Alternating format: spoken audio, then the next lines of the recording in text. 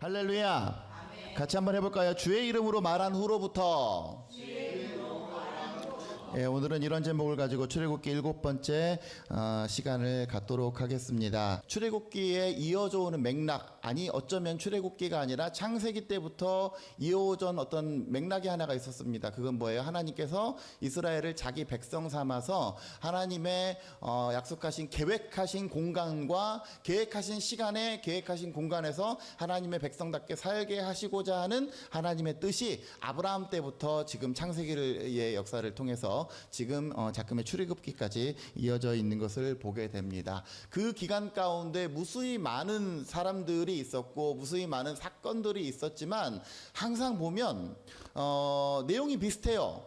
상황과 어떤 사건 이런 것들은 다르지만 사건의 요지는 항상 비슷합니다. 그건 뭐예요? 하나님께서 인도하시기 위해서, 하나님께서 목적하신 바대로 이끄시기 위해서 때로는 고난도 겪게 하시고 또 때로는 어려움도 겪게 하시고 또 때로는 그곳에서 풍성하게도 하시고 인정받게도 하시고 인정받는 과정 가운데 또 이렇게 나락으로 떨어지게도 하시고, 이 모든 것들이 결론적으로 보면 뭐예요? 하나님의 계획으로 하나씩 그 방향대로 인도함 받는 그러한 모습들을 보게 됩니다. 우리가 우리의 인생을 조망해 본다면 우리가 뭐 순간순간 단위로 혹은 오늘 하루 단위로 그리고 지난 일주일 단위로 그리고 한 달 단위로 뭐 이렇게 생각을 해보면 때때로 우리 삶 가운데 여러 가지 무수히 많은 일들이 있잖아요. 그죠? 많은 일들이 있고 또 많은 상황들이 존재하고 그 가운데 때때로는 하나님이 없는 것 같고 하나님이 나를 버린 것 같고 신앙생활 해봤자 소용 하나도 없고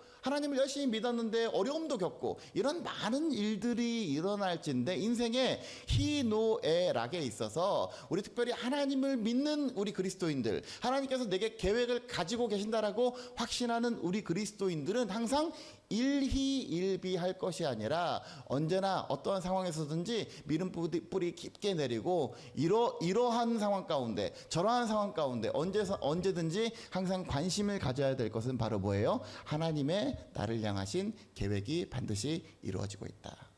그래서 그 하나님을 향한 믿음을 언제든 철회하지 않고 항상 믿음 뿌리 깊게 내리고 나아가는 저와 여러분들의 삶이 되어지시기를 먼저 주의 이름으로 간절히 축원합니다. 근데 말이 쉽지 왜 안 힘들겠어요? 여러분, 믿음이라고 하는 건 아까 전에 우리 아침에 예배 전에 이렇게 찬양이 흘러나오지 않습니까? 이거는 뭐 그냥 분위기 좋은 카페에서 뭐 분위기 좋으라고 여러분들 틀어놓는 게 아니라 아침에 찬양의 가사들을 통해서 우리가 지금 예배 때는 네 곡을 하지만 우리가 그 부르지 않는 나머지 찬양들을 여러분들 좀 묵상하고 기도도 하고 하면서 찬양의 가사를 좀 곱씹어 보라고 때로 여러 가지 또 찬양들을 들려드리곤 합니다. 그래서 저도 이렇게 들으면서 또 오늘 본문의 말씀을 제가 사무실에서 이렇게 묵상하고 어떤 말씀을 선포할까 이렇게 묵상하면서 앞이 보이지 않아도 믿어주겠니?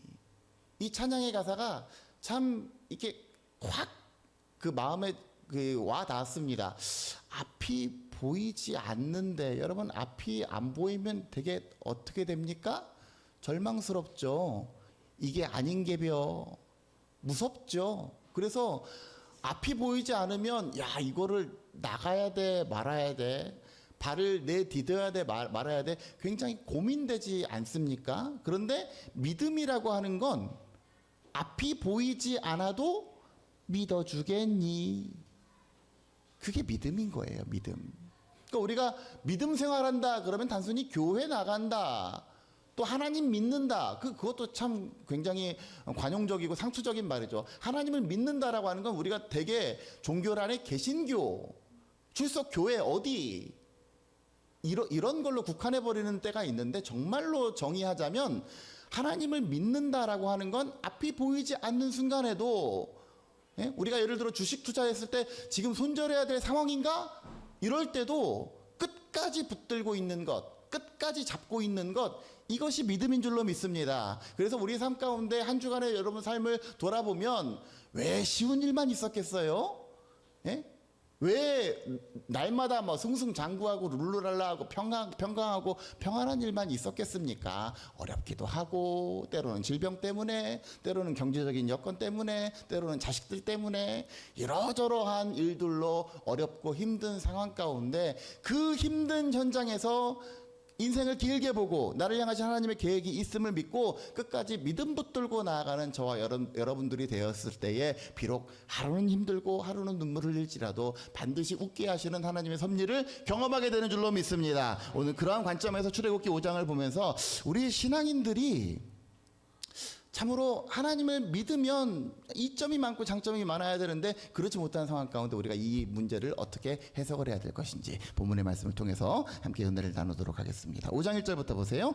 그 후에 모세와 아론이 바로에게 가서 이르되, 그러니까 이제 우리가 4장 지난번에 17절까지만 읽다가 말았지만 18절부터 마지막 절까지는 건너뛰었지만 모세가 미디안 광야에서 장인 이드로에게 작별 인사하고 이렇게 형 아론을 만난 장면이 나옵니다. 광야에 가서 모세를 맞으라고 말씀하신 하나님의 명령 때문에 형 아론을 처음 만났어요. 아마도 모르긴 몰라도 이때가 형과의 거의 첫 대면이지 않을까 싶습니다. 왜 그렇습니까? 모세는 어디서 자랐어요? 왕궁에서 자라다가 도망자 신세가 되었고, 아론은 원래 자기 집에서 이렇게 지내다가 이스라엘의 그 형제들과 함께 지냈기 때문에 아마도 첫 대면일 수도 있고 뭐 그렇지 않을 수도 있겠는데, 어쨌든 이때부터 본격적으로 모세와 아론이 동역하는 장면. 그래서 5장 1절에서 모세와 아론이 바로에게 가서 이르되, 이스라엘 하나님 여호와께서 이렇게 말씀하시기를 내 백성을 보내라. 그러면 그들이 광야에서 내 앞에 절기를 지킬 것이니라 하셨다라고 바로에게 가서 듣도 보도 못한, 우리 소위 요즘에 이런 사람들을 듣보잡이라고 하죠. 듣도 보도 못한 사람들이 갑자기 왕궁에 떡하니 나타나가지고 애굽 왕, 절대 권력자, 절대 주권자인 바로에게 가서 이렇게 당돌하게 이야기를 하는 겁니다. 그랬더니 어이가 없죠. 2절 바로가 이르되 여호와가 누구이기에 내가 그의 목소리를 듣고 이스라엘을 보내겠느냐. 지난번에 우리가 출애굽기 서론할 때 어땠습니까? 애굽에는 태양신, 강력한 어떤 신의 존재들, 태양신, 라 이런 것들이 있었단 말이에요. 그리고 이 파라오 자체가 그 왕이지만 거의 뭐 신과 동일시되는 그러한 뭐 상황이었기 때문에 자기 말고 다른 어떤 신의 개념을 얘기한다? 말이 안 됐죠. 누구이관대? 여호와가 누구이기에 내가 그의 목소리를 듣고 이스라엘을 보내겠느냐. 나는 여호와를 알지 못하니 이스라엘을 보내지 아니하리라. 이것이 소위 세상 사람들의 교회를 대하는 방법입니다. 그렇죠. 세상 사람들은 알게 뭐야, 뭐 들어는 봤겠죠. 그런데 인정도 안 하고 하나님이 어떤 분인지 내가 알게 뭐야. 그러니까 여러분들 특별히 직장 생활하는 사람들, 오늘의 본문의 말씀은 우리 직장 생활과 딱 오버랩 해보면 딱 맞아요. 네? 직장 상사들이 저 교회 가야 되는데요, 알게 뭐야, 나는 교회에 상관없는데, 이런 식으로 나오는 거예요. 3절 그들이 이르되 히브리인의 하나님이 우리에게 나타나셨은즉 우리가 광야로 사흘길쯤 가서 우리 하나님 여호와께 제사를 드리려 하오니 가도록 허락하소서. 여호와께서 전염병이나 칼로 우리를 치실까 두려워하나이다. 여러분, 우리 성도들에게는 의무와 권리가 있는데, 우리 성도들에게 권리는 어떤 권리예요? 하나님으로부터 보호받을 권리, 하나님으로부터 사랑받을 권리가 있습니다. 그런데 권리만 있는 게 아니라 의무가 있어요. 하나님의 백성, 하나님의 선민, 하나님의 사람은 반드시 하나님 앞에 예배해야만 하는 의무가 있습니다. 하나님을 경외해야 하는 의무가 있어요. 지금 여러분들 이 출애굽기 5장뿐만 아니라 이 출애굽기 전체는 하나님께서 이스라엘을 인도해 주시고 보호해 주시는 그 권리를 누리는 이스라엘의 모습을 보게 되죠. 근데 그 권리는 어디에서 나온 거예요? 하나님의 사람답게 사는 이스라엘 백성의 의무에서 나오는 거예요. 여러분, 우리 그리스도인들은 항상 뭐라고 합니까? 하나님 이것도 주시고 하나님 저것도 주시고 형통케도 해 주시고 다 주시옵소서라고 하는 권리는 주장합니다. 근데 뭐는 없어요? 의무는 없을 때가 많이 있어요. 보세요. 우리가 하나님 앞에 제사를 드리려 하오니 가도록 허락하소서. 왜? 그 의무를 다하지 않으면 여호와께서 전염병이나 칼로 우리를 치실까 두렵기 때문에 그렇습니다. 여러분, 목회자가 성도들의 어떤 그 삶의 애로사항들, 고충, 고난 이런 것에 원인을 규명한다라고 하는 게 참 때때로 어려울 때가 있어요. 꼭 이것이다라고 한 가지 케이스만 있는 것은 아니지만 그래도 우리의 삶 가운데 셀프로 내 삶을 자가점검해 보는 방법은 우리 삶 가운데 어려움이 있고 힘듦이 있고 여기서 말하는 것처럼 전염병이나 칼로 우리를 치시는 하나님의 모습이 발견될 때에는 가장 먼저 셀프로 점검해 보셔야 되는 것은 바로 내가 하나님 앞에 어떠한 하나님의 백성으로 서 있는가, 내가 하나님 앞에 어떠한 예배자로 서 있는가. 내가 하나님께 바라는 것, 내 신앙적으로 바라는 건 너무 많은데 그 너무 바라는 것 많은 그것만큼 나의 믿음의 분량이, 나의 하나님을 예배하고자 하는 정성의 분량이 그만큼 가득 차 있는가. 그것을 점검해야 됩니다. 우리는 거기에서는 물 셀 거 다 세는데 하나님 내게 뭐 주시고 근데 안 주면 하나님 뭐 믿어봤자 소용 하나도 없고, 항상 이런 식으로 결론이 나면 안 돼요. 언제나 우리가 항상 반드시 먼저 점검해야 되는 건 내가 하나님의 사랑받는 백성이 되기 위해서는 같이 한번 해봅시다. 여호와를 경외하는 삶. 그 여호와를 경외하는 삶으로 살아가는 저와 여러분들 되어지시기를 주의 이름으로 간절히 축원합니다. 하나님은 왜 하나님의 사람에게 이렇게 징계할까요? 이것은 벌이 아니라, 물론 벌일 수도 있겠지만 벌이 아니라 그 벌을 통해서 온전한 하나님의 사람답게 살게 하시기 위한 하나님의 채찍질임을 우리는 항상 기억해야 됩니다. 여러분, 우리 예전에, 요즘은 뭐 그것도 가정폭력, 뭐 자녀학 뭐 그렇게 취급이 되지만 매를 아끼는 부모는 자녀를 사랑할 수 없다고 그랬어요. 잠언에서도. 아이 망치는 길이라 그랬어요. 부모가 자녀에게 매를 드는 이유가 뭡니까? 그렇게 하지 말고 돌이켜서 온전한 사람이 되게 하라고. 그래서 사무엘하 7장 이하를 보게 되면 나단 선지자에게 하나님께서 다윗을 향한 하나님의 뜻을 얘기하는데, 다윗의 아들이 자식을 낳게 되면 그의 자식이, 그러니까 뭐 그 솔로몬이 되겠죠. 그의 자식이 하나님의 나라를 위해서 온전히 이렇게 우뚝 서게 될 것인데, 만약에 하나님 앞에서 온전하지 못하면 내가 사람의 막대기와 인생 채찍으로 그를 징계하고 징치할 것이다. 사람의 막대기와 인생의 채찍으로 그를 칠 것이다 그랬어요. 그건 뭡니까? 벌 내리고 끝나는 거예요? 그게 아니죠. 온전한 하나님의 사람으로 돌이키게 하기 위해서. 이스라엘 백성 전체 역사를 보게 되면 하나님께서 왜 사랑하는 이스라엘 백성, 지금 이 출애굽기라고 하는 놀라운 이 말도 안 되는 여정을 통해서 천신만고 끝에 약속의 땅 가나안에서 하나님의 사람답게 살도록 인도해 주신 이 이스라엘 백성을 왜 버리시는 사건이 생겼는가? 왜 포로로 끌려가게 하셨는가? 그것도 뭐예요? 결국은 하나님의 사람답게 살기 위한 하나님의 채찍질이었어요. 돌아오라 계속 구해야 하고 계속 말씀하시는 그 하나님. 그러기에 사랑하는 성도 여러분, 우리 삶 가운데 고난을 만나거든, 어려움을 만나거든, 질병을 만나거든, 왜 내 삶 가운데 이것이 아니라, 내가 지금 여러분 오늘 4월 마지막 주 이 예배 현장에서 내가 어떠한 마음가짐을 가지고 이 자리에 나왔으며, 내가 지금 이 순간 어떠한 자세를 가지고 하나님께 예배하며 어떠한 감사의 조건으로 나왔으며 내가 하나님 앞에 어떠한 예배자로 서 있는지 먼저 점검하고 나가는 저와 여러분들 되시기를 주의 이름으로 간절히 축원합니다. 계속해서 보시죠. 애굽 왕이 그들에게 이르되 모세와 아론아, 너희가 어찌하여 백성의 노역을 쉬게 하려느냐? 가서 니네 할 일이나 해. 이것들 봐라. 좀 살만하다 이거지. 오케이, 좋아.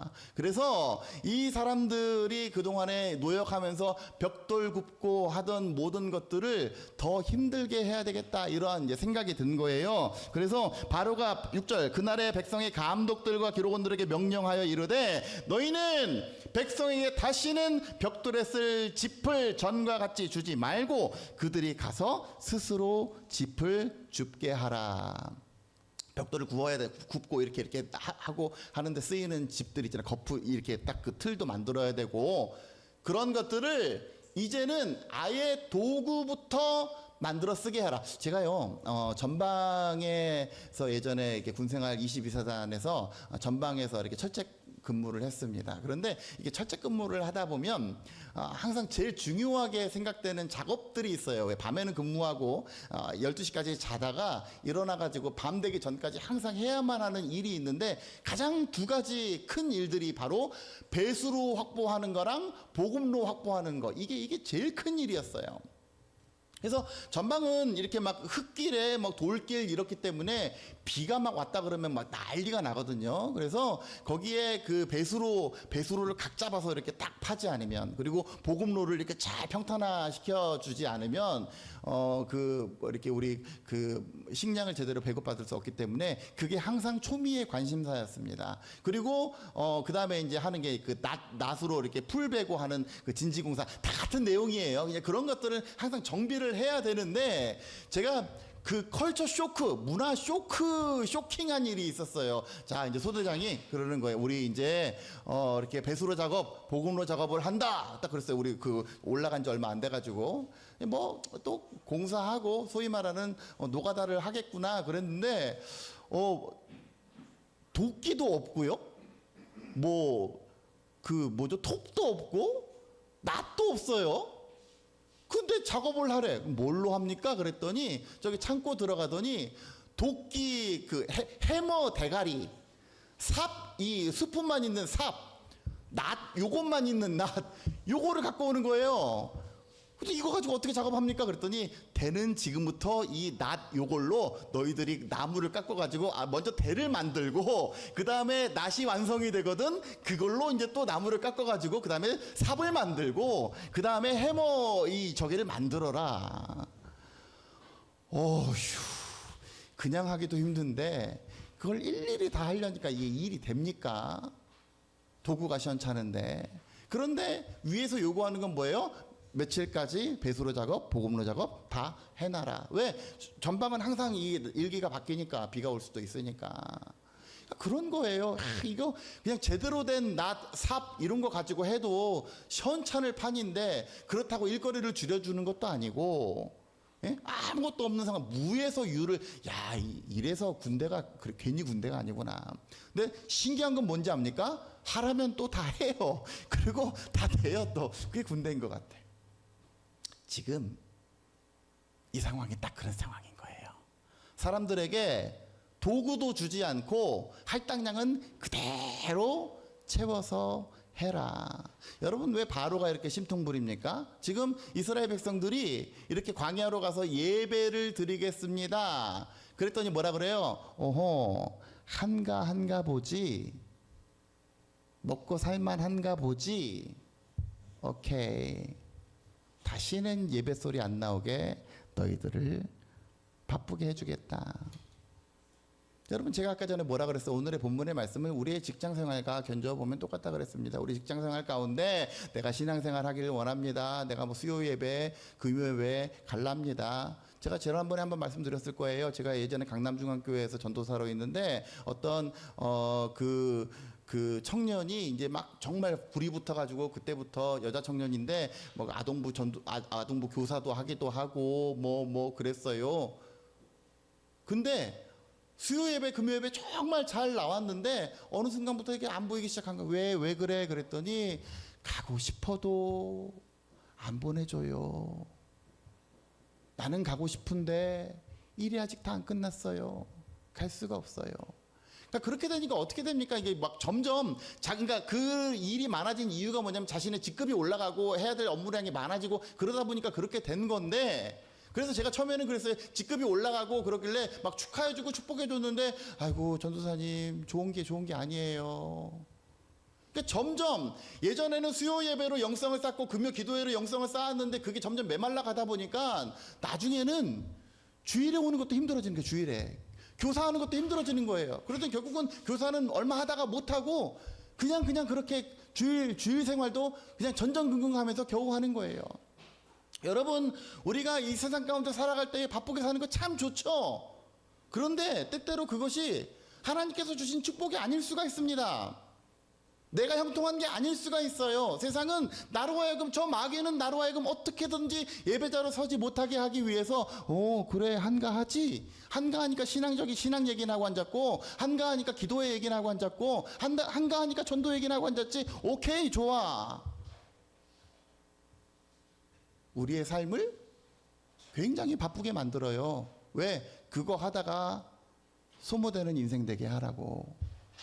여러분, 지난 한 주간의 우리들의 삶을 돌이켜 보십시오. 내가 하나님을 믿노라 하면서 기도의 자리에 나가지 못했던 것, 말씀의 자리에 서지 못했던 것, 이것은 할 일이 너무 많아서 아닙니까? 너무 바빠서 아닙니까? 내가 하나님을 생각할 시간적 겨를조차도 없어서 아닙니까? 그거 형통 아니에요. 속지 마세요. 그거에 속아서 우선순위를 뒤로 하고 나는 하나님이 전부입니다, 하나님이 나의 삶의 모든 것입니다, 말로는 하면서 하나님의 우선순위를 저 뒤로 해놓고 내 삶 가운데 가장 바쁜 일들 이거 하고 저거 하고 하다가 허덕이는 인생 되지 마시고 삶의 우선순위를 분명히 정해서 나아가는 여러분들 되어주시기를 주의 이름으로 간절히 축원합니다. 세상은 우리가 신앙생활한다 그러면 한가한 소리로 여겨요. 때때로 이 목사가 여러분들에게 신앙의 원리를 얘기하면서 신앙은 이러이러해야 됩니다, 그럼에도 불구하고 예배 자리에 나오고 전도의 자리로 나와야 됩니다, 그러면 심지어 여러분들조차도 이 목사의 이야기를 비웃을 때가 많이 있어요. 저는 여러분들 보시면 알겠지만 원고를 안 보기 때문에 거의 여러분들 면면이 마주하지 않습니까? 그렇게 설교하다 보면 가끔 이 목사 설교에 이렇게 이 모양 저 모양으로 이렇게 비웃으시는 분들이 있어요. 아이고, 네가 살아봐라. 너도 신앙생활, 너도 밖에서 회사생활 해봐라. 그게 되나? 성도들이 목회자를 비웃으면 세상 사람들이 성도를 왜 안 비웃겠습니까? 여러분, 신앙은 그냥 도덕이고 원리가 아니에요. 그냥 글 따로 실천 따로 이것이 아니라 여러분들 이 신앙의 원리를 내가 세상을 살아가는 원리로 삼으시기를 간절히 바랍니다. 그래야 하나님이 개입하시죠. 그래야 하나님이 역사하시죠. 그래야지 신앙의 사건이, 성경의 사건이 정말로 내가 하나님을 이 속수무책인 상황 가운데 하나님을 의지해 봤더니 진짜로 일하시는 하나님을 비로소 그때야 발견할 수 있는 겁니다. 바라기는 저와 여러분들 세상 가운데서 물론 잘 나가고 형통한 거 좋습니다. 그러나 그것이 하나님을 대신하는 우선이 되게 될 때에 신앙생활마저도 못하는 그러한 상황일 때 그것은 형통이 아니라 오히려 세상이 나로 하여금 하나님께 못 가게 하는 그러한 일들임을 날마다 기억하면서, 그럼에도 불구하고 예전에 제가 늘 얘기했던 백화점 왕 존 워너메이커, 세상이 아무리 바쁠지라도 우선순위를 교회학교 교사, 우선순위를 하나님께 예배하는 것, 이것에 두어서 제가 지난주에 우리 처음 온 아이가 있어요. 강남중학교에 다니는 그 집사님 아들인데 저는 듣기만 했습니다만은 이분들이 그렇게 사는 것 아니겠습니까? 신혼여행 가서도 예배 자리에 반드시 가서 먼저 예배하고 가고 뭐든지 예배가 우선이고, 그 사람들은 바쁘지 않을까요? 그 사람들은 직장생활 없을까요? 그러나 그렇게 살아가야 그래야 간증거리가 생겨요.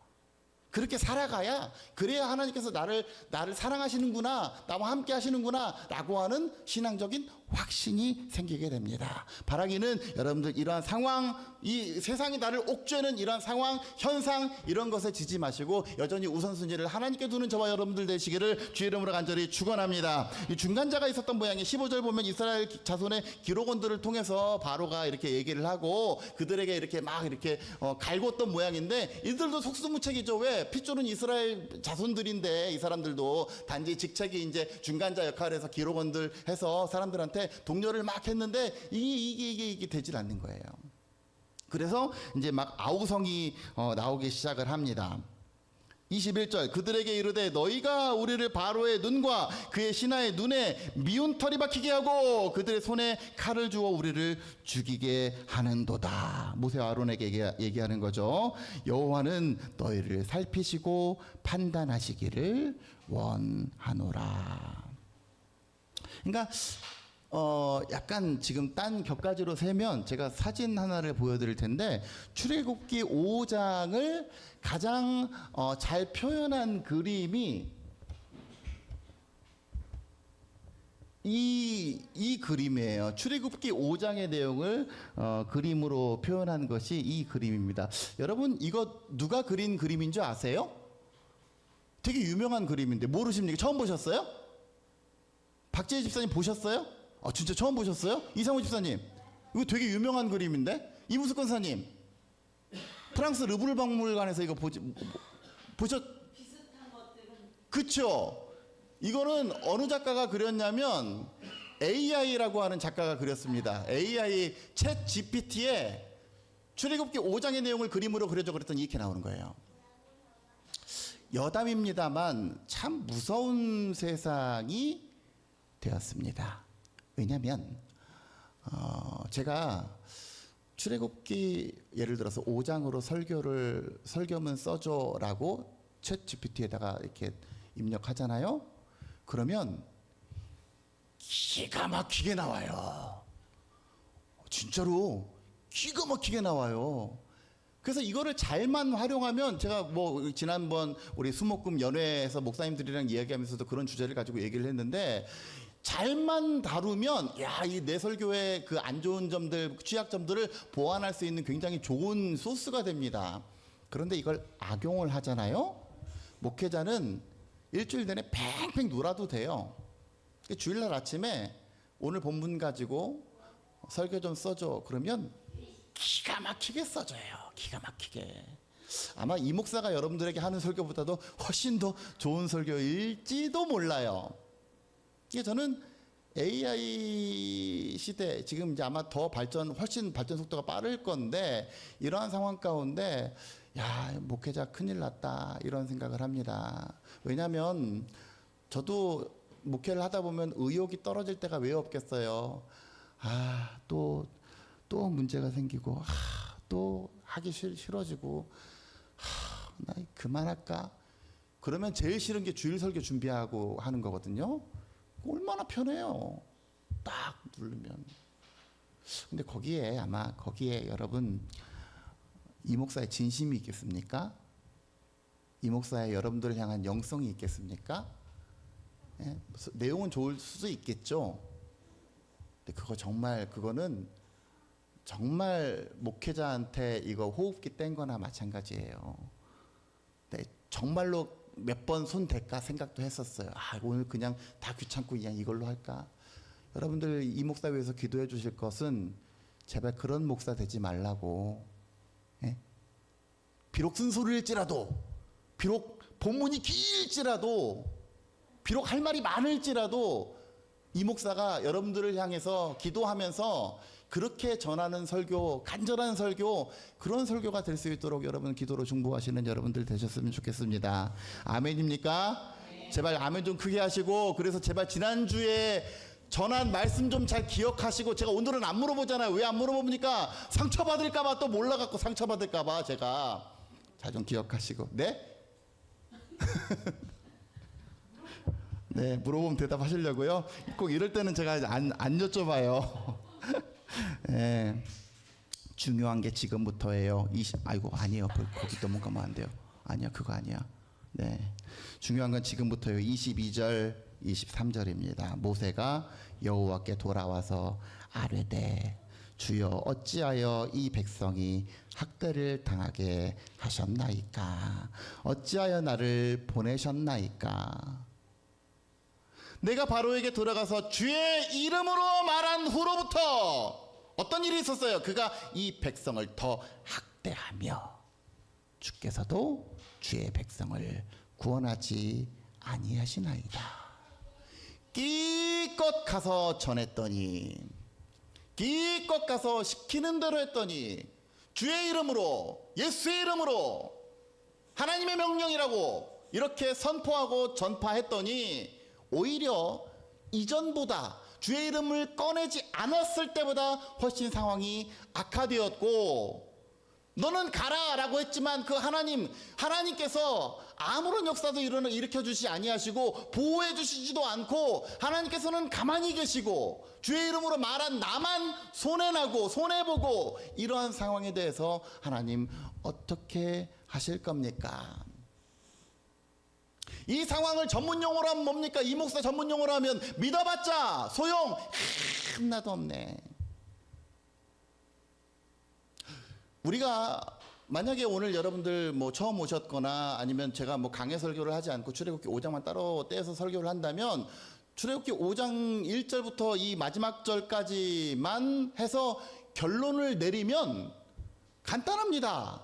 그래서 하나님은 믿어봤자 소용 하나도 없다로 결론이 날 수밖에 없어요. 왜? 주의 이름으로 말한 후로부터 끼껏 내가 신앙생활 오랫동안 접었다가 다시 신앙생활 시작했더니, 예전에 그런 일이 방이동 있을 때 그런 일이 있었다 그랬잖아요. 끼껏 해가지고 다시 왔더니 주중에 칼질하다가 막 그 베테랑이 칼질하다가 칼 손 다쳐가지고 막 응급수술하고, 왜 이런 일이 생겨? 그 이전에는 차라리 교회 안 나가고 그냥 오랫동안 그냥 휴지 상태로 있었을 때는 멀쩡하더니 아내가 뭐라고 하고 남편이 뭐라고 하고 삶이 이상해지고 주의 이름으로 말한 후로부터 왜 이런 일이 생기느냐라고 하는 숙제에 빠지게 된 겁니다. 여러분, 오늘 주보 금주의 한 구절 한번 보세요. 금주의 한 구절 다 같이 시작. 에이, 그 집 부렁하지 마세요. 이게 말이 됩니까? 누구든지 주의 이름을 부르는 자가 구원을 받는다고 했는데 오히려 이렇게 된 걸 성경은 왜 여기서는 이 얘기하고 저기서는 딴 얘기합니까? 라고 얘기할 수 있는 사람들이 많이 있습니다. 여러분, 그럼 이런 현상은 왜 일어날까요? 우리가 처음에 얘기했지만 우리 인생을 딱 이것만 5장만 떼놓으면 믿어봤자 소용 하나도 없는 거예요. 그죠? 그런데 우리는 뭐 했습니까? 지금 출애굽기 1장부터 계속 봐왔죠. 하나님께서 처음에 뭐라 그러세요? 분명히 이런 일들이 생길 것이다. 바로는 절대 너희들 놓아주지 않을 것이다. 출애굽기 4장 한번 보세요. 4장.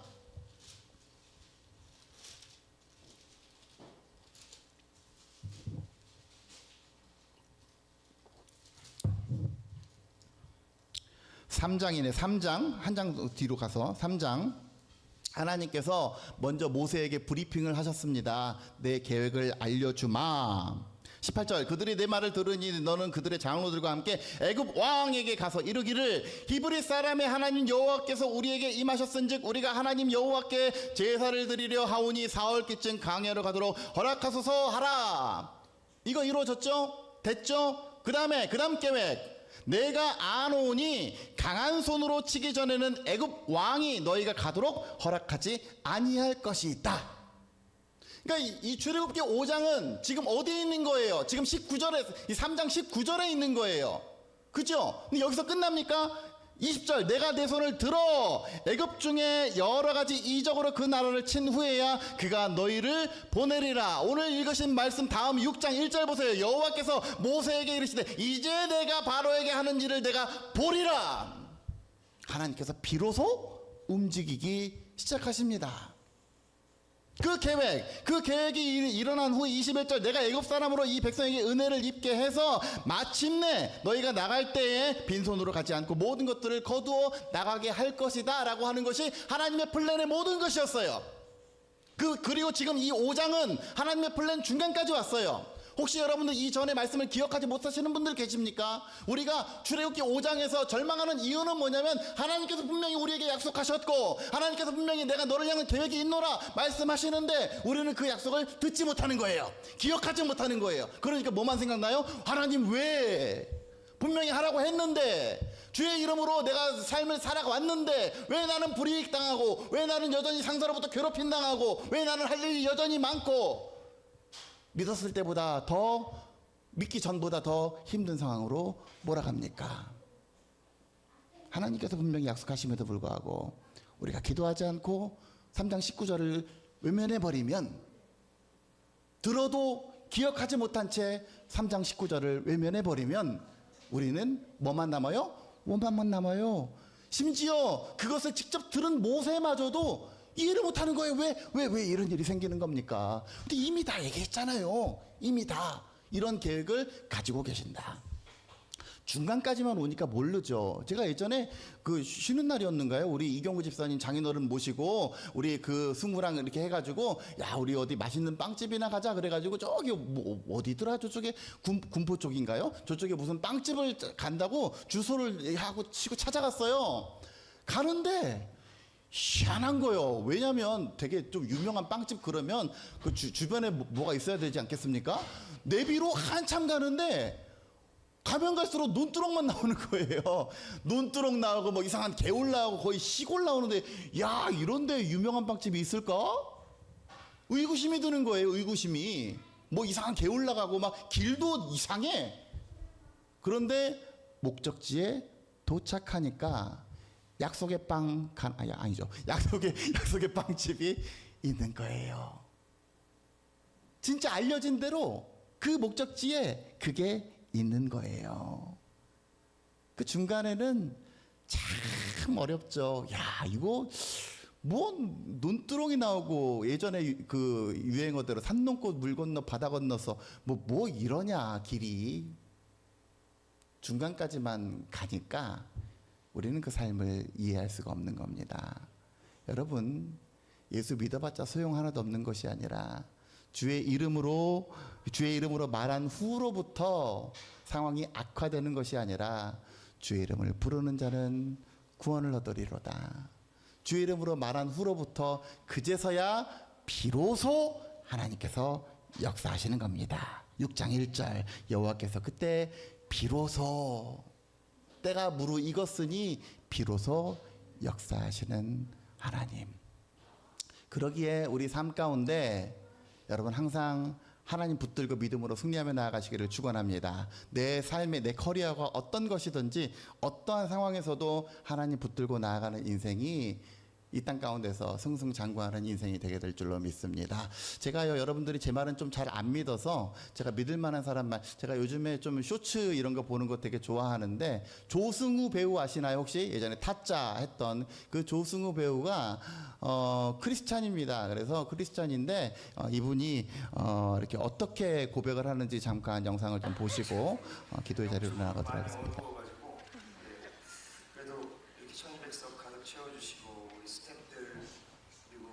잘 안 들려요? 항상 공연할 때 저 소대 뒤에서 30분 전에 서로 20명과의 깍지를 끼고 기도를 합니다. 저는 기독교인입니다. 저는 그게 굉장히 자랑스럽습니다. 누구는 예수쟁이라고 하고 그렇게 표현을 하더라도 제가 하나님 믿는 것은 정말로 너무나 영광스러운 일입니다. 아멘. 도적자들이 저 자리에서 30분 전에 꼭 기도를 합니다. 여러분들께 주님의 향기를 담는 공연이 될 수 있게 해달라고. 5개월 동안 사고가 없었겠습니까? 상대 결절도 올 뻔하고 감기도 걸리고 공연을 할 수 없는 상황에도 불구하고 5개월 동안 이렇게 나약한 제가 무사히 마칠 수 있었던 것은 우리 배우들, 스태프들, 그리고 중보해주는 팀들, 저를 위해 기도해 주시는 모든 분들 너무 고맙습니다. 그분들이 아니었으면 공연을 잘 마무리 짓지 못했을 것 같습니다. 그래서 제가 첫 공연 때 울었어요. 중보해 주시는 분들이 너무 많아서. 네. 자, 우리의 삶 가운데 이러한 신앙의 고백이 나왔으면 좋겠습니다. 많이 바빴겠죠, 그죠? 공연 준비하고 하느라 분주하고 또 스태프들도 챙겨야 되고 많은 할 일들이 많았을 겁니다. 그런데 항상 뭐예요?